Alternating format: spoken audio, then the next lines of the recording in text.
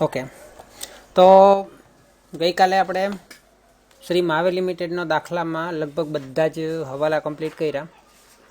અહીંયા જે ₹5,000નો સ્ટોક સામાન્ય નુકસાન તરીકે માંડી વાળેલ છે, એટલે મારા મતલબ મારા કહેવા મુજબ આનું કોઈ અસર થવી ના જોઈએ, બરાબર છે.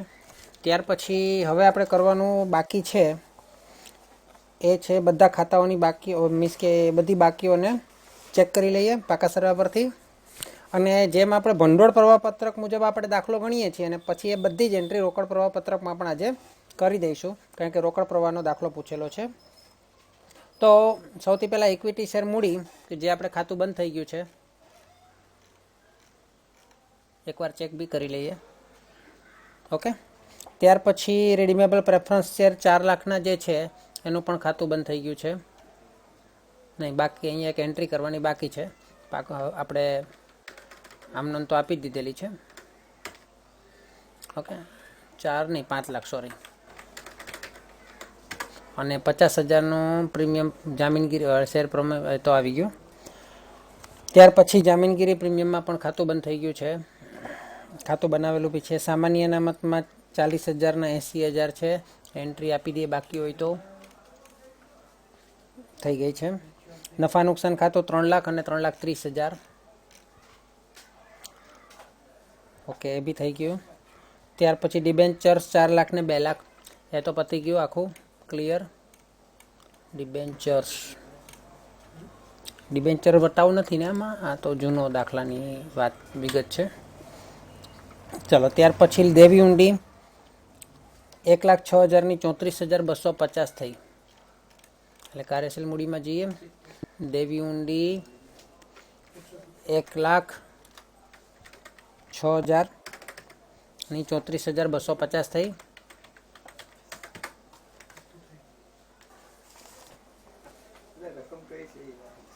ત્યાર પછી દેવી ઊંડી પછી લેણદારો કેટલા છે? 2,85,000, એના 2,41,500 થયા.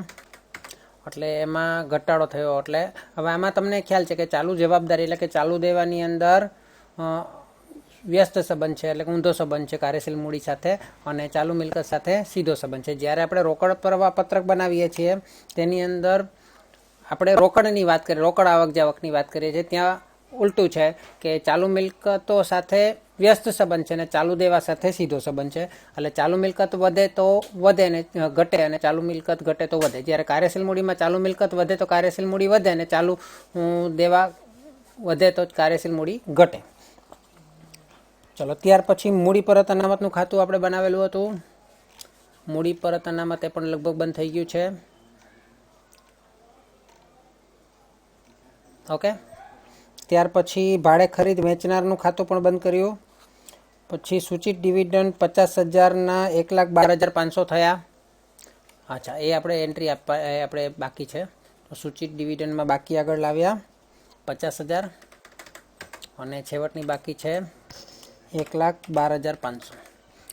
ખાતું પછી બંધ કરશું. Corporate dividend tax, corporate dividend tax જે છે એને આપણે દેવું ગણીને મૂકી દઈએ. તો કોર્પોરેટ ડિવિડન્ડ ટેક્સ આપણે અહીંયા લખી દઈએ દેવામાં.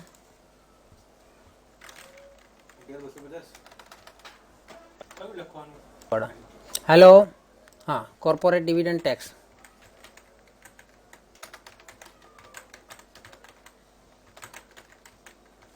કોર્પોરેટ ડિવિડન્ડ ટેક્સ 5,000ના 11,250 વધારો છે, એટલે કાર્યશીલ મૂડીમાં ઘટાડો. કરવેરાની જોગવાઈ આપણે એમાં બી હવાલા નથી, એટલે એને બી તમે આની અંદર મૂકી શકો. કાર્યશીલ મૂડીમાં કરવેરાની જોગવાઈ, બંનેમાં હવાલો નથી તો બંને આપણે કાર્યશીલ મૂડીમાં મૂકી દઈએ. ચલો, એક કામ એવું જ કરીએ. સૂચિત ડિવિડન્ડમાં પણ હવાલો નથી ને,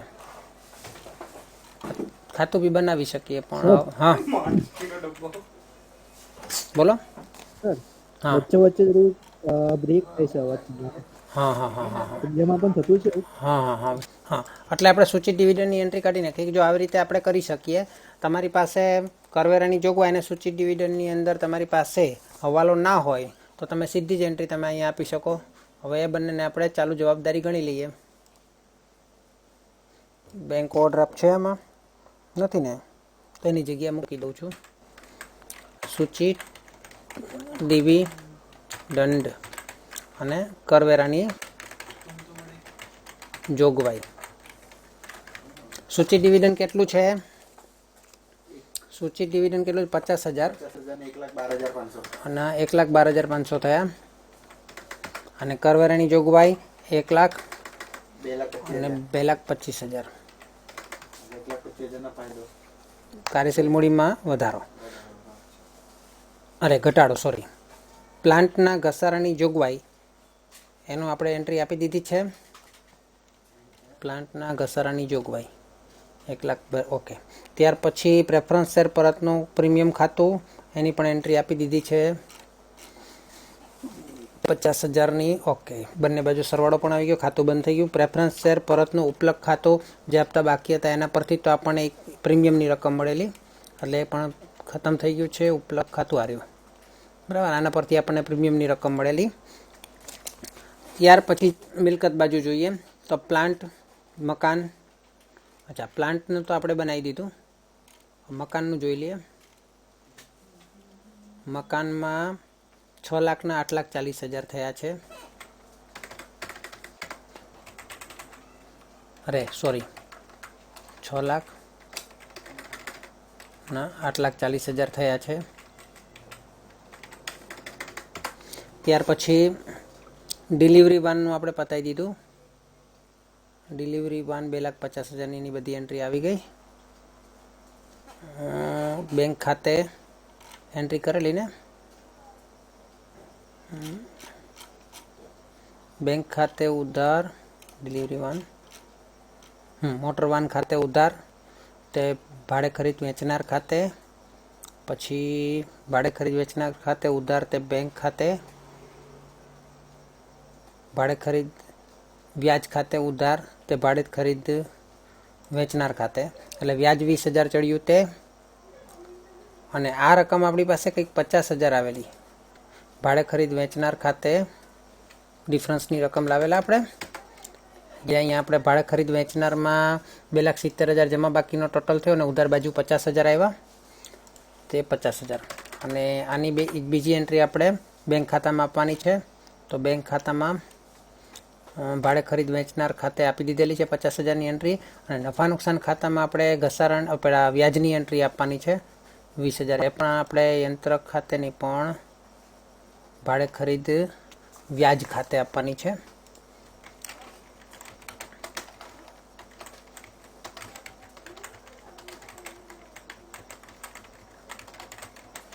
કેટલા? 20,000. ખાલી વ્યાજ લખવાનું જરૂર છે, આખું લખવાની જરૂર નથી. ત્યાર પછી ડિલિવરી વાન, અચ્છા, રોકાણો 5,50,000ના 6,50,000 થયા છે. તો ખાતું કદાચ હોય તો ઠીક છે, કોઈ હવાલો નથી તો ડાયરેક્ટ પણ એન્ટ્રી આપી શકીએ રોકાણોની. ઓકે, તો આપણે ડાયરેક્ટ એન્ટ્રી આપી દઈએ. 4,00,000 કેટલા થયા છે? 5,50,000ના 6,50,000 થયા છે, એટલે 1,00,000ના રોકાણો વધ્યા છે, એટલે રોકાણો ખરીદ્યા. અને રોકાણો ખરીદ્યા એટલે પૈસા જશે, અરે રોકાણો ખરીદ્યા એટલે પૈસા જશે, અને પૈસા જશે એટલે ખરીદ્યા ને. 5,50,000ના હતા અને 6,50,000 થયા, એટલે 1,00,000ને ભંડોળનો ઉપયોગ થયો.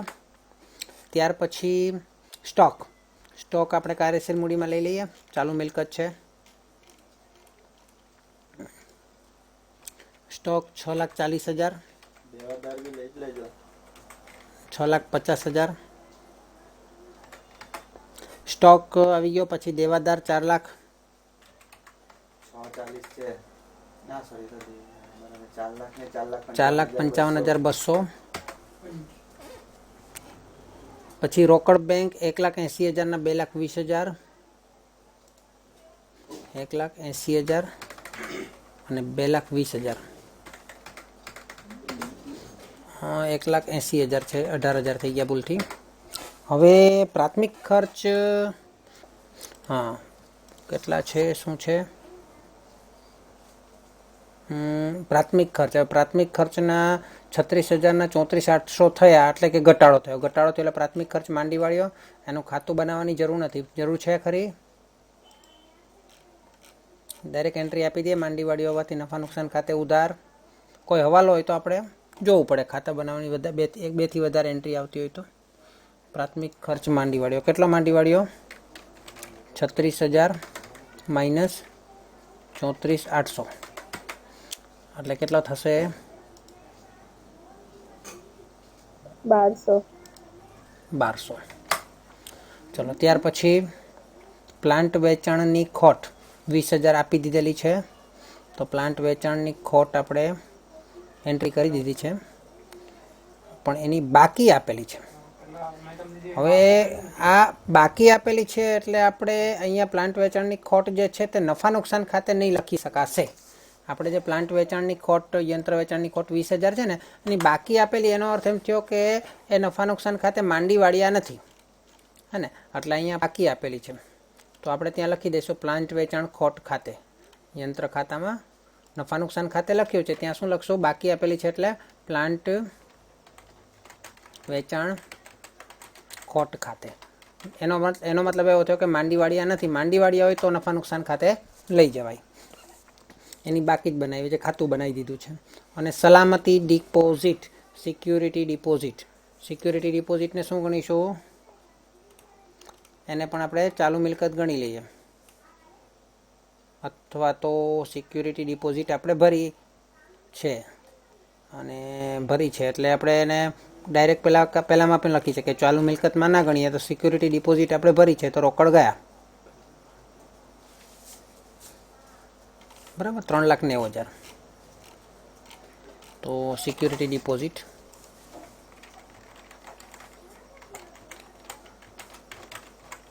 અને તમે એને ચાલુ મિલકતમાં ગણો તો પણ એની અંતે એન્ટ્રી તો અહીંયા જ આવવાની છે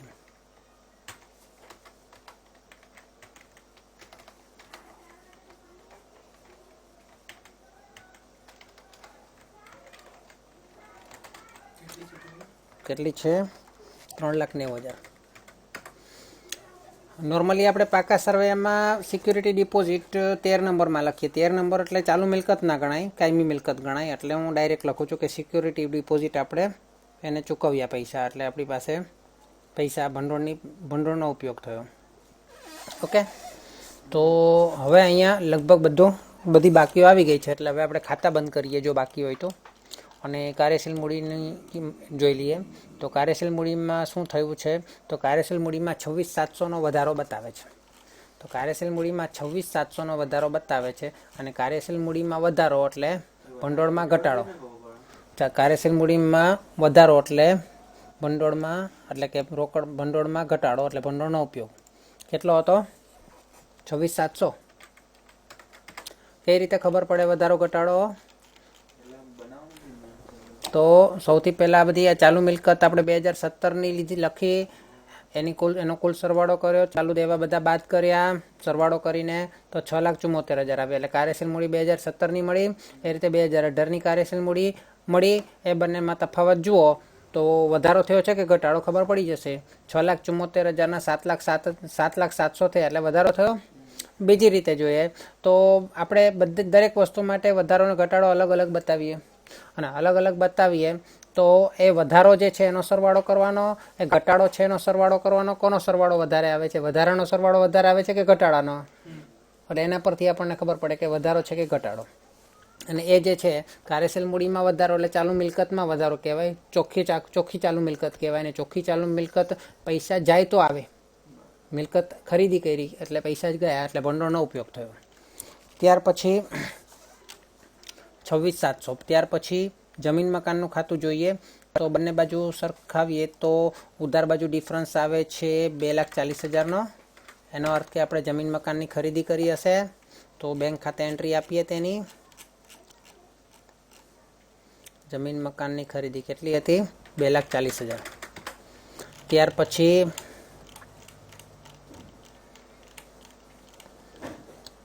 ફર્નિચરનું નથી ખાતું પ્લાન્ટ અને યંત્રનું ખાતું, એમાં પણ બંને બાજુ સરખાવીએ તો 6,70,000 ને 5 લાખ એટલે 1,70,000 પ્લાન્ટ અને યંત્રો ખરીદ્યા હશે.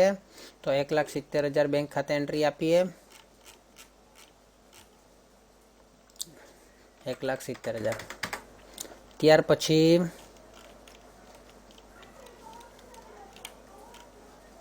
પરચુરણ ખર્ચ, પ્રાથમિક ખર્ચ, રોકાણનું ખાતાની જરૂર નહીં હતી એટલે નથી બનાવ્યા. ડિબેન્ચરનું ખાતું, તો એની અંદર આપણે ખાતું બંધ થઈ ગયું છે. ડિબેન્ચર વટાવ નથી, જાહેરાત ઉપલક ખાતું નથી, મૂડી અનામત નથી. સામાન્ય અનામતમાં નફા નુકસાન ખાતેથી 40,000 લાવવા પડશે. નફા નુકસાન ખાતાની ઉધાર બાજુ સામાન્ય અનામત ખાતે લઈ ગયા 40,000 લખીએ. ત્યાર પછી ઇક્વિટી શેર મૂડીમાં સરવાળો થઈ ગયો, પ્રેફરન્સ શેર મૂડીમાં આવી ગયો, મૂડી પરત અનામતમાં આવી ગયો, પ્રેફરન્સ શેર ઉપલક ખાતામાં આવી ગયો, પ્રેફરન્સ શેર પરત પ્રીમિયમ ખાતામાં આવી ગયો, જામીનગીરી પ્રીમિયમ ખાતામાં આવી ગયો, ભાડે ખરીદ વેચનાર ખાતામાં આવી ગયો. એટલે સુધારેલો નફો આવ્યો છે 5,91,200. એ સુધારેલો નફો આપણે ભંડોળ પ્રવાહપત્રકની ઉધાર બાજુ લાવીએ તો 5,91,200 આવી જાય છે. હવે અમુક એન્ટ્રીઓ બાકી છે. કરવેરાની સૂચિ ડિવિડન્ડ આપણે એનો બનાવ્યું નથી. પ્રેફરન્સ શેર હોલ્ડર ખાતાની બાકી છે. પ્રેફરન્સ શેર હોલ્ડર ખાતે કેટલા આપણે ચૂકવવાના થયા?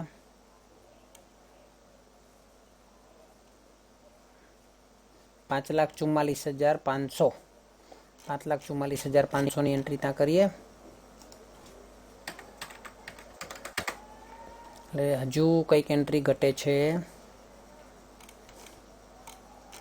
પ્રેફરન્સ શેર હોલ્ડર ખાતે પ્રેફરન્સ ડિવિડન્ડ નથી ચૂકવવાનું. આમાં સ્થિર મિલકતની ખરીદી આવી ગઈ છે. પરચુરણ ખર્ચ નથી. સિક્યુરિટી ડિપોઝિટ આવી ગઈ. ડિબેન્ચર હોલ્ડર ખાતે આવી ગયા. ભાડે ખરીદ વેચનાર ખાતે કાર્યશીલ મૂડીમાં વધારો પણ આવી ગયો 26,700નો. પ્લાન્ટના ઘસારાની જોગવાઈના ખાતામાં નફા નુકસાન ખાતું છે ને, તો 2,40,000 ને 1,50,000 એટલે 90,000 અહીંયા એન્ટ્રી આવશે. એટલે એની ક્રોસ એન્ટ્રી નફા નુકસાન ખાતામાં આવશે.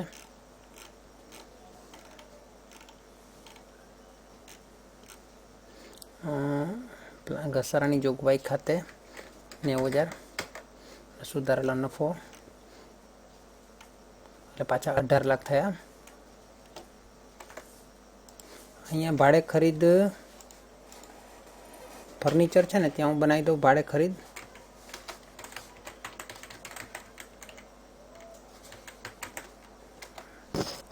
મોટરવાન ખાતે બનાવી દો તો બાકી આગળ આવ્યા તો નથી, અને બાકી આગળ લઈ ગયા છે 2,50,000. હવે 2,50,000ની આપણે ખરીદી કરીએ તો અહીંયા 2,50,000 આવે, પરંતુ એ ખરીદી આપણે ભાડે ખરીદ પદ્ધતિથી કરીએ છીએ. અને ભાડે ખરીદ વેચનાર ખાતે કેટલા? 2,50,000.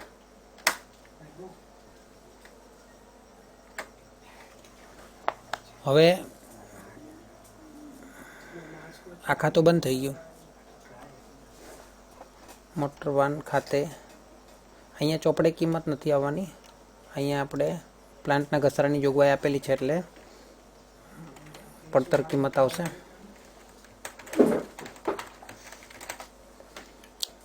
પ્લાન્ટનું ખાતું ભાડે ખરીદ વેચનાર ખાતે 2,50,000. મોટરવાન ખાતાની ઉધાર બાજુ અહીંયા આવ્યા. પછી ભાડે ખરીદ વ્યાજના 20,000 આવ્યા, કારણ કે અહીંયા 2,20,000 કર્યા. વ્યાજના આપણને 20,000ની જોગવાઈ કરવાની છે એવું કીધેલું છે. એટલે નફા નુકસાન ખાતે પણ એ 20,000ની એન્ટ્રી આવી એટલે 50,000 થયા.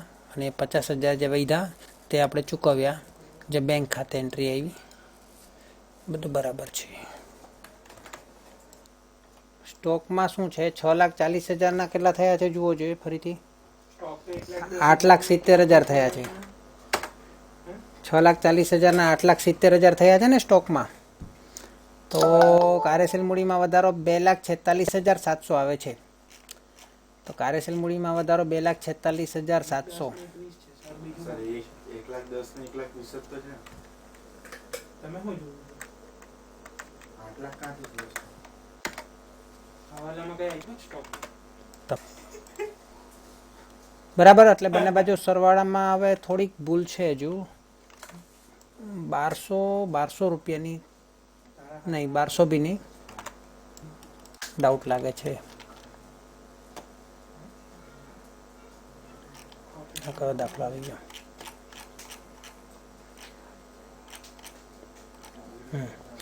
સ્ટોકમાં 6,40,000 અને 8,70,000 બરાબર છે. પછી 4 લાખ ને 4,55,200, પછી 1,80,000 ને 2,20,000. એ તો પેલું છે રોકડ બેંક. પછી પ્રાથમિક ખર્ચ નહીં, 36,000 ના 34,800 કર્યા તો કેટલો ફેર થયો? એ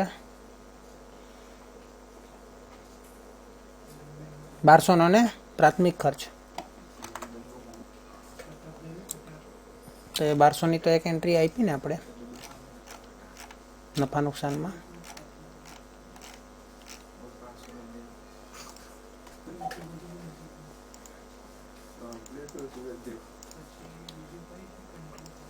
તો 9,81,200 અને અહીંયા 6,81,200.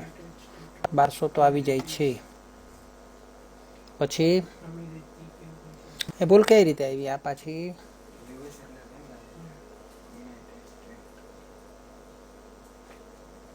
$8,70,000, 2,20,000 આવી જ જતા હતા.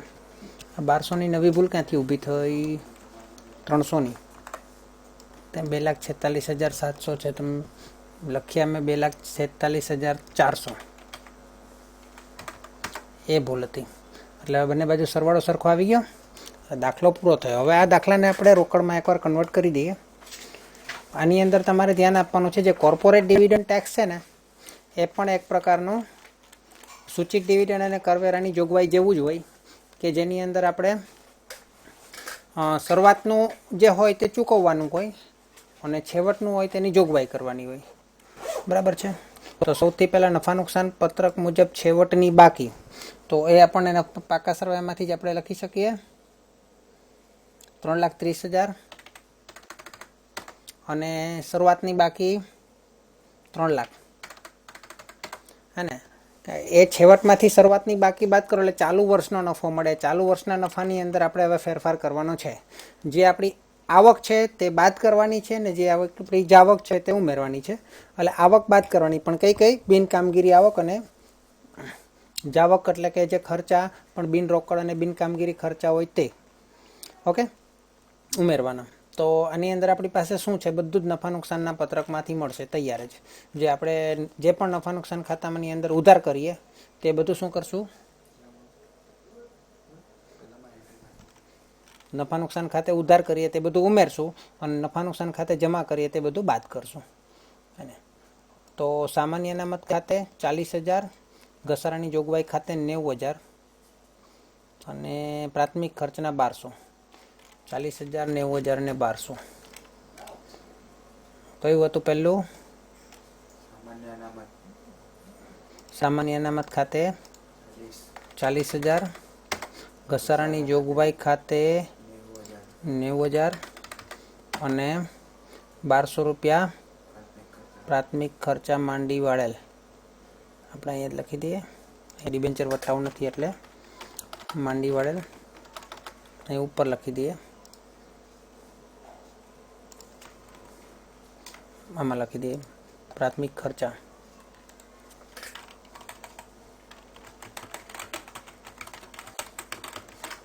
કેટલા હતા? 1200. ત્યાર 12,000 નહીં પણ 1200.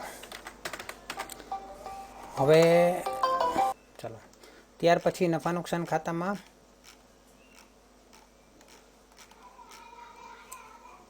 ભાડે ખરીદ વ્યાજ 20,000 અને મૂડી પરત અનામત ખાતે 5 લાખ. વ્યાજ 20,000, મૂડી અનામત ખાતાની જગ્યાએ મૂડી પરત અનામત ખાતે 5 લાખ અને વ્યાજ આ બધું ભાઈ આવશે જ. ડિબેન્ચર વટાવમાં લખી દઉં છું વ્યાજ 20,000. હવે આટલી એન્ટ્રી થઈ ગયા પછી કરવેરાની જોગવાઈ સૂચિ ડિવિડન્ડ આપણે હંમેશા નફા નુકસાનમાં કરતા હતા, પણ આ વખતે આપણે કાર્યશીલ મૂડીમાં કર્યું છે. તો એ બધાની એન્ટ્રીમાં કઈ રીતે કરશું કે જે શરૂઆતની બાકી હોય તે ચૂકવણી કરશું, બરાબર છે. અને છેવટની બાકી છે તેની જોગવાઈ, ને જે જોગવાઈ છે તે બધું આપણે અહીંયા આવશે. જેમ કે કરવેરાની જોગવાઈ આપણે કેટલી કરી, છેવટની બાકી 2,25,000 હતી, કાર્યશીલ મૂડીના પત્રકમાંથી દેખાય છે. અને પછી બીજું શું છે, અહીંયા આપણે વ્યાજ જે છે ને, વ્યાજ 20,000, કંઈ વાંધો નહીં, ચલો ને ભલે રહ્યું. નહીં તો એ અહીંયા બિનકામગીરી ચૂકવેલ વ્યાજ છે ને એમાં પણ લખી શકાય. ત્યાર પછી શું છે, કોર્પોરેટ, એક તો કરવેરા અને સૂચિત ડિવિડન્ડ. સૂચિત ડિવિડન્ડ પણ આપણે અહીંયા જોગવાઈ કરવાની, એટલે અહીંયા લખી દઈએ ડિવિડન્ડ અહીંયા ડિવિડન્ડની જોગવાઈ બિનકામગીરીમાં ગણાય એટલે 1,12,500. અને કોર્પોરેટ ડિવિડન્ડ ટેક્સ એ આપણે અહીંયા લખી દઈએ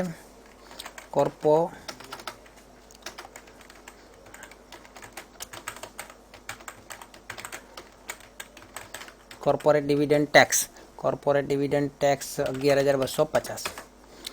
હવે જે કરવેરાની જોગવાઈ હોય ને એના જ અમુક ટકા, સૂચિત ડિવિડન્ડ હોય ને એના જ અમુક ટકા આપણે કોર્પોરેટ ડિવિડન્ડ ટેક્સ હોય, જે તમે એસવાયમાં વાર્ષિક હિસાબવાળા ચેપ્ટરમાં ભણી ગયા હશો. અહીંયા 10% દેખાય છે. ચાલો, હવે એ પત્યું. હવે આ ત્રણેયની બીજી એન્ટ્રી પહેલાં આપણે આપી દઈએ. તો કોર્પોરેટ ડિવિડન્ડ ટેક્સ અને આપણે સૂચિત ડિવિડન્ડ એ બંને ડિવિડન્ડ એટલે આપણે પૈસા એટલે નાણાકીયમાં આવશે. ડિવિડન્ડ કેટલું ચૂકવ્યું, 1,12,500. અને કોર્પોરેટ ડિવિડન્ડ ટેક્સ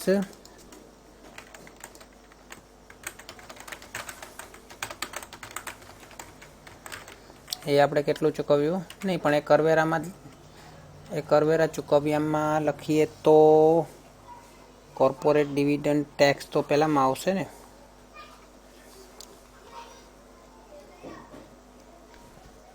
બરાબર છે. ચલો, 11,250 છે ને.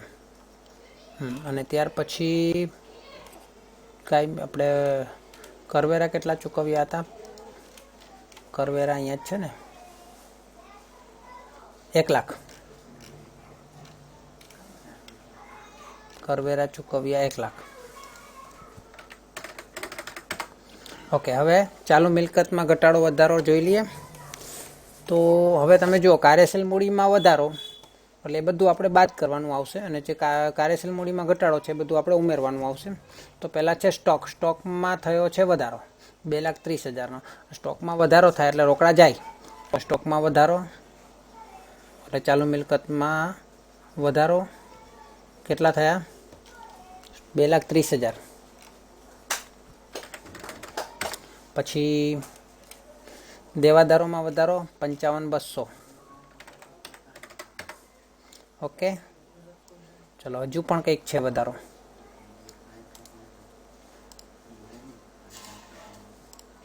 શું છે, બેંક સિલક.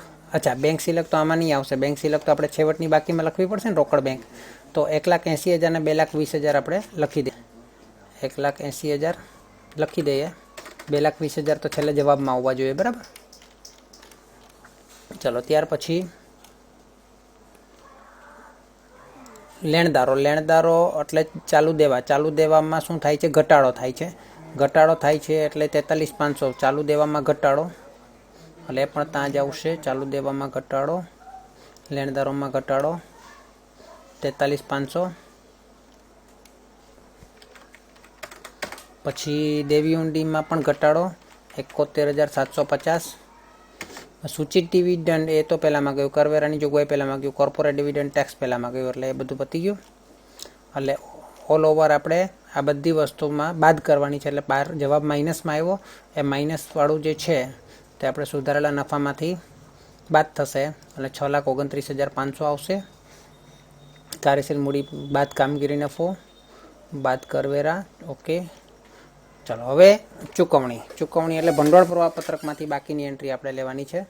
તો ભંડોળ પ્રવાહપત્રકમાંથી બહુ નીચે છે ભંડોળ પ્રવાહપત્રક. તો ઉધાર બાજુ છે છેલ્લા હપ્તા ખાતે 1,00,000. છેલ્લા હપ્તા ખાતે, એટલે એ તો શેર બહાર પાડવા માટે ને, એટલે કઈ પ્રવૃત્તિ આવશે? નાણાકીય. ઇક્વિટી શેર મૂડી ખાતે 9 લાખ, એવી નાણાકીય પ્રવૃત્તિ. 9 ને 10 લાખ એ થશે યંત્ર વેચાણે રોકાણ પ્રવૃત્તિ. અને જામીનગીરી પ્રીમિયમ ખાતે લઈ ગયા, જામીનગીરી પ્રીમિયમ ખાતે એટલે શેર બહાર પાડવા માટે, એટલે એ પણ નાણાકીય પ્રવૃત્તિ. એટલે 1,09,000 અને 90,000. 1,09,000 અને 90,000. 1 લાખ શેના હતા? 1 લાખ શેર પેલા પ્રેફરન્સ શેર ના આવેલા, પ્રેફરન્સ શેર બાકી હપ્તાના નાણાં મંગાવેલા તે. પછી 9,000 કયા હતા?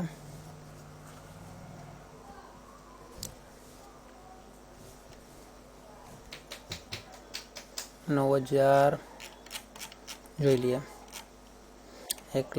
9 લાખ સોરી, ઇક્વિટી શેર બહાર પાડ્યા 9 લાખ અને 90,000 જામીનગીરી પ્રીમિયમના. એટલે ઇક્વિટી શેર બહાર પાડ્યા 9,90,000 સાથે લખી દઉં, પ્રીમિયમ સાથે.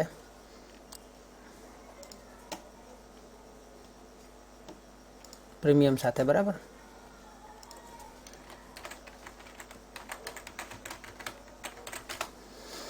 ચલો ત્યાર પછી રોકાણ પ્રવૃત્તિમાં હતું કંઈક, રોકાણ પ્રવૃત્તિમાં યંત્ર વેચાણના 60,000, એ બધા આવક છે એટલે 60,000. હવે આપણે ઉપયોગ બાજુ લખીએ એટલે બધું માઇનસ કરવું પડશે.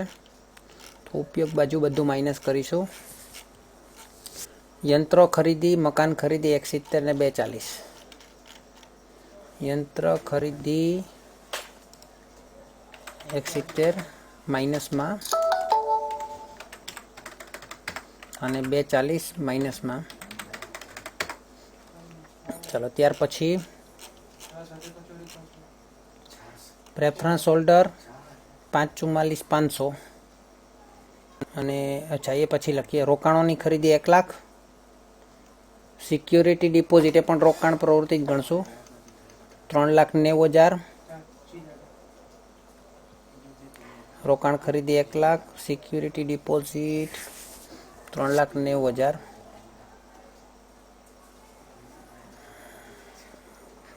એક લાખ ને 3,90,000. ઓકે, 1 લાખ ને 3,90,000 રોકાણ ખરીદી.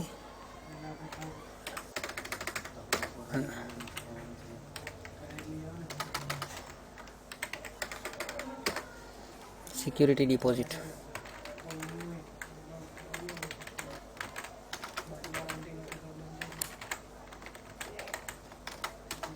ઓકે, મિલકત જ છે સિક્યુરિટી ડિપોઝિટ. ત્યાર પછી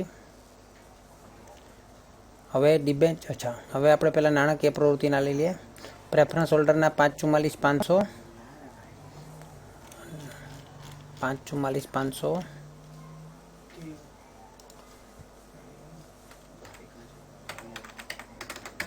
અને 90,000 ડિબેન્ચર બહાર પડ્યા. તે ડિબેન્ચર બહાર પડ્યા ને ડિબેન્ચર પરત કર્યા.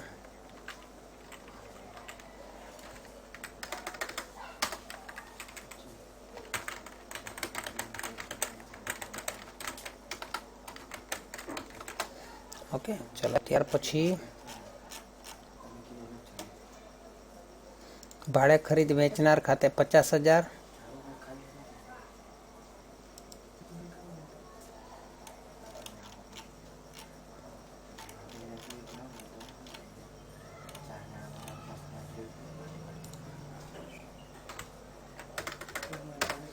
ભાડે ખરીદ વેચનાર ખાતે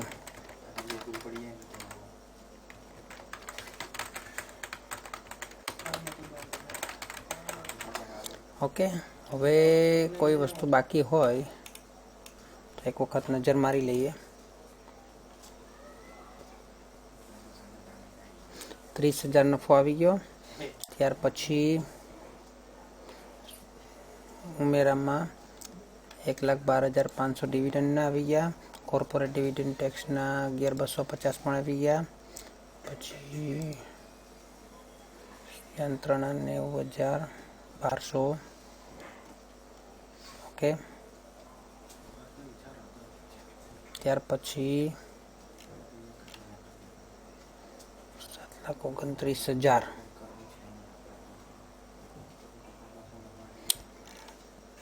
8,90,000,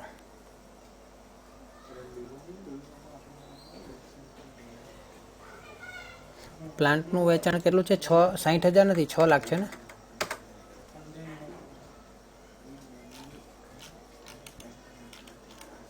પ્લાન્ટનું વેચાણ કેટલાનું છે? 60,000નું છે. 60,000 જ છે, સોરી. પછી સામે જ દેખાય છે.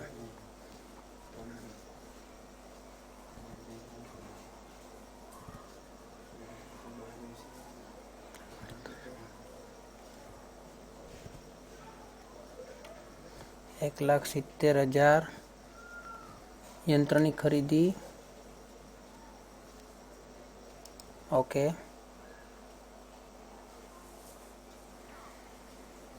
ત્યાર પછી 5,44,500 માઇનસ કર્યા ને, 1,12,500. આ ડિવિડન્ડ આપણે બે જગ્યાએ લખ્યું નહીં, પણ ત્યાં તો આવે જ ને. પણ 1,12,500 કેમ લખ્યું? જોગવાઈ 1,12,500 ની. ડિવિડન્ડ ચૂકવ્યું કેટલું? 50,000. 50,000, 1,00,000 ને 5,000. ઓહ, અહીંયા 50,000 આવશે અને અહીંયા 5,000 આવશે. ઓકે, હવે હજુ કરવેરાનું તો ત્યાં આવી ગયું ઉપર 1,00,000. કરવેરા 1,00,000 ચૂકવ્યા ને. અને આ માઇનસ કરવાના ને.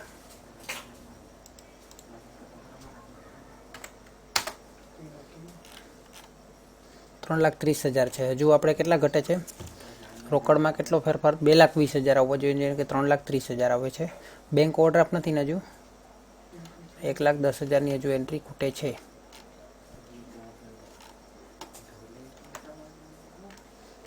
માઇનસ કરવાની જગ્યાએ પ્લસ કરી દીધા એટલે ભૂલ થાય જ ને પછી.